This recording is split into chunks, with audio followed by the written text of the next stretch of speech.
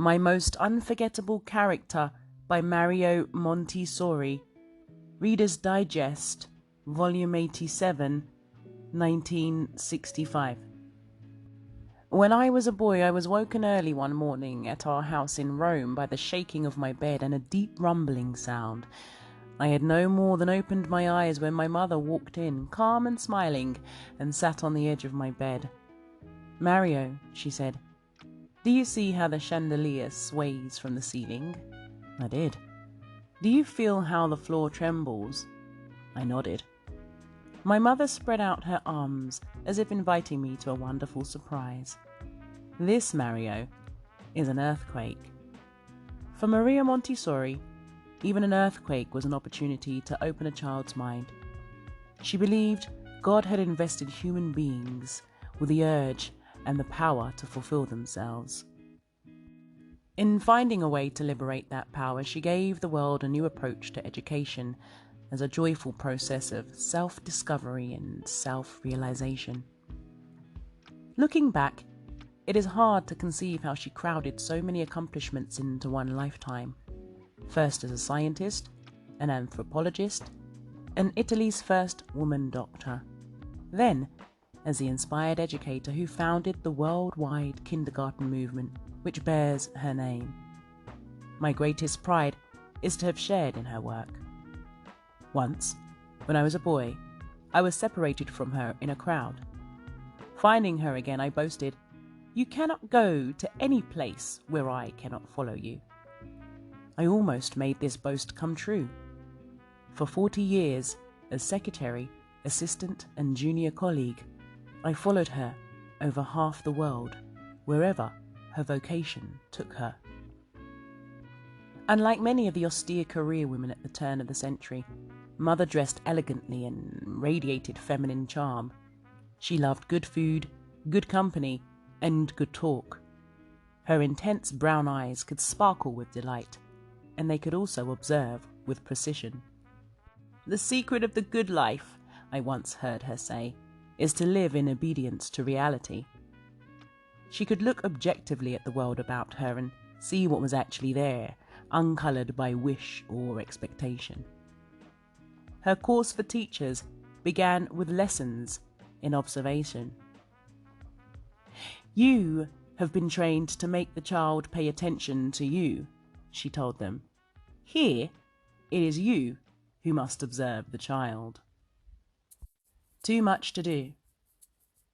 As a little girl, my mother was the most backward pupil in her school, unable to get the lessons into her head.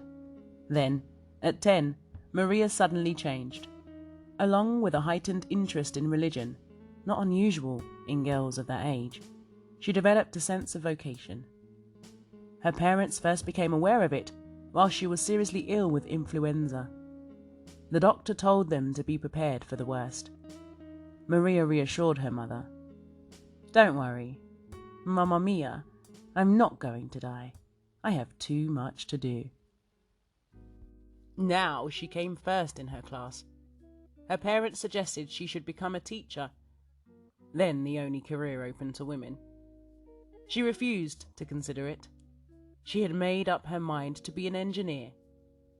At 14, she attended classes at a technical school for boys.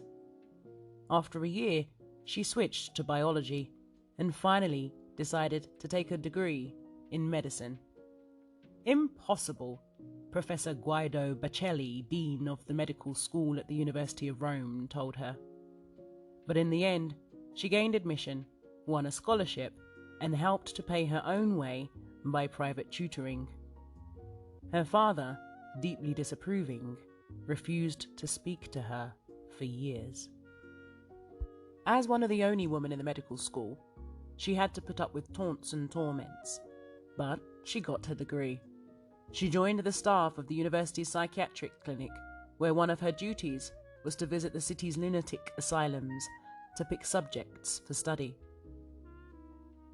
In those days, defective children were classed with and housed with the insane. In one asylum, La Dottoressa, as she was often called, saw such children herded together in a bare room like prisoners. "Look at them," said the matron in disgust. When their meals are finished, they throw themselves on the floor like animals in search of crumbs. My mother watched. With shrill and incoherent cries, the children stretched their hands out for scraps of bread, which they kneaded into different shapes. With a flash of insight, my mother saw that what these children craved was not so much food as experience. Those little hands were groping for contact with the world. Some inner power was propelling these children to try and develop body, mind, and personality. Instead of being isolated and restrained, they should be liberated. But how to reach them? Dr. Bocelli, now Italy's Minister of Education, invited Maria to lecture on the education of the feeble-minded. As a result of the public interest aroused, he founded an experimental state school for defective children with Dr. Montessori in charge. So, after all, joked Dr. Bocelli, you are still only a woman and a kindergarten teacher. My dear idiots was how Mother referred to the children in her diary. All day long, from 8 in the morning to 7 at night, she spent with the children society had given up as hopeless, observing, experimenting, fanning the little flames of intelligence I saw in their eyes. After 2 years of intensive work, she entered her pupils for a normal state school examination. The dear idiots showed that they were not hopeless after all. In fact, many did as well in the tests as normal children. When the news was published, it made a sensation, but Mother, with rigorous detachment, saw that the real significance was not that the defective children could accomplish so much, but that normal children were doing so little better. Visiting state schools, she found that everything possible was done to discourage the child's initiative. Pupils were forced to sit on benches so close to the desks that they had to bend and twist their bodies to slide in. Once locked in place, they supposedly couldn't help listening to the teacher. Highest credit went for sitting still. The slightest movement was severely punished. Our moral sense seems to be in the seat of the trousers, she told a group of educators and public officials. Children's houses. After launching the school for deficient children, Mother returned to the university and eventually was appointed Professor of Anthropology. 7 years passed before she found her life's work. A private housing project had taken several hundred poor families out of a dirty, overcrowded tenement and put them in more adequate houses. But while parents were away at work and older children at school, the younger children under 6 ran wild. It was decided to start a kindergarten, and Dr. Montessori was asked to take charge. She accepted at once. Here was her long-awaited chance to try out her ideas on normal children. Her Casa de Bambini children's house opened in the notorious San Lorenzo slums. 60 tearful, frightened children, so shy that it was impossible to get them to speak, dejected, uncared for, pale, undernourished children who had grown up in dark hovels without anything to stimulate their minds. That is how my mother described her charges on their first day together. During the next 2 years, these little vandals, as one reporter called them, were to help my mother revolutionize education. Instead of imposing arbitrary rules and pounding facts into their heads, she looked for ways of releasing their independence. Her first step was to free the children by civilizing them. Teach the importance of doing even the smallest task well. Mother admonished her teachers. Then give them freedom to choose their activity and indulge in it as long as they like. Montessori children learned to blow their noses quietly, wash their hands, tie shoelaces, polish their shoes, fasten belt buckets, and pour water or milk without spilling it. Self-reliance and self-discipline, she wrote, are outward signs of healthy inward functioning. Sigmund Freud once remarked admiringly that children trained in the Montessori spirit were bound to make poor customers for psychoanalysis later in life. Recognizing that it is through the senses that a child develops his intelligence, Mother devised learning aids to give him the feel of a subject through the direct experience with tangible objects. Using identical pieces of wood painted in different colors, the child learns to grade colors from lightest to darkest. Sorting out bells which look exactly alike but produce different tones, he discovers musical notes and relates them to a scale. Most of today's educational playthings are inspired by the learning aids Mother devised over half a century ago. I can write. In Mother's view, 3 was not too early for a child to begin getting the feel of letters cut out of sandpaper, one of her many devices.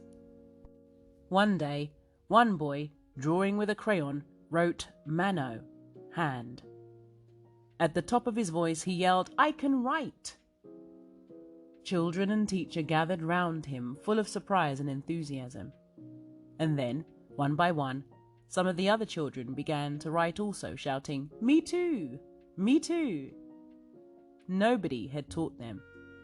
All Mother had done was to let the child work in a specially prepared environment, one in which he could make his own discoveries and arrive at concepts through his own concrete experience.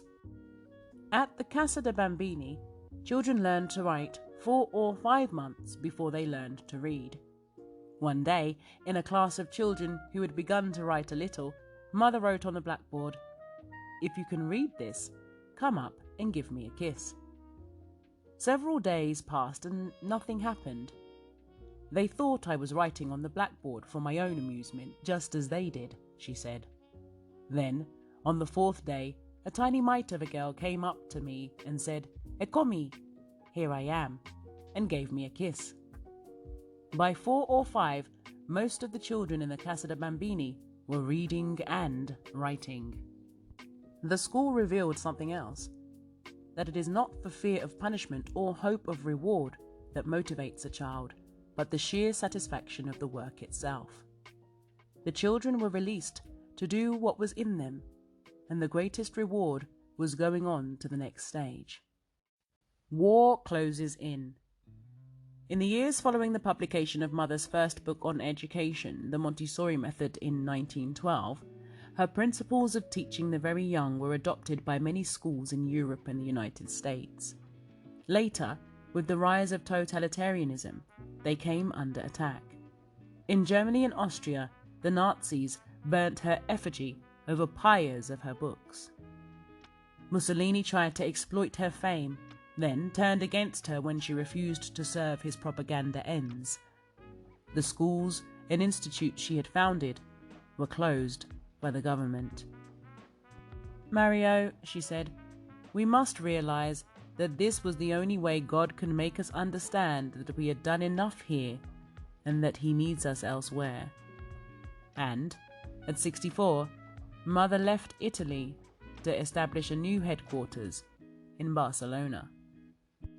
When the Spanish Civil War broke out, I was in London and Mother was alone in our Barcelona house with 3 of my children. Trucks manned by loyalist militia roamed the streets, arresting suspected Franco sympathizers. Feeling ran high against Catholics, and to be Italian as well increased the danger. A truck stopped in front of our door. The armed milicianos who occupied it looked intently at our house.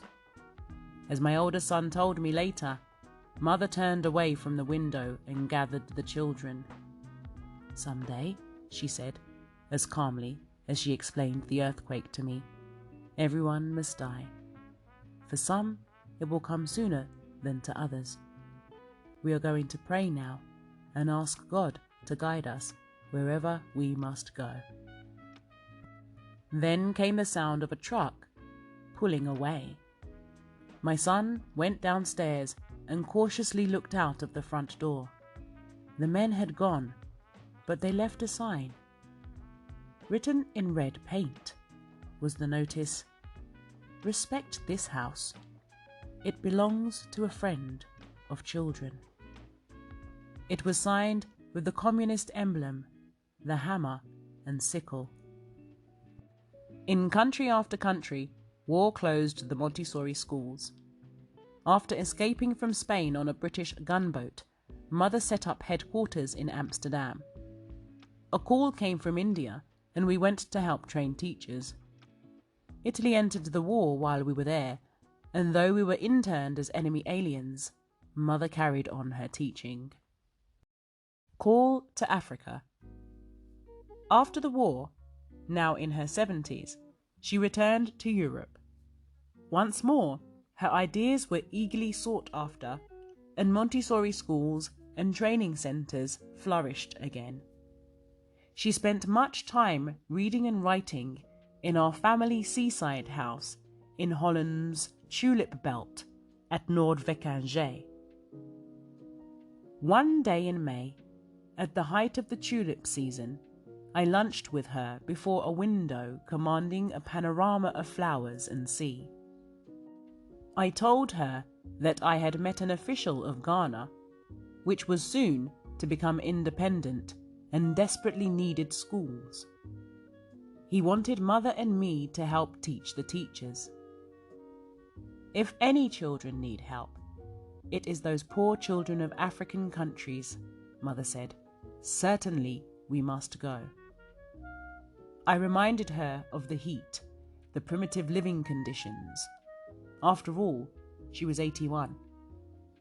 "So, you don't want me to come?" She scolded me gently. "Some day I may go and leave you behind." "You will never go where I cannot follow," I told her, repeating that childhood boast of long ago. I left the room to find the map of Africa in an atlas.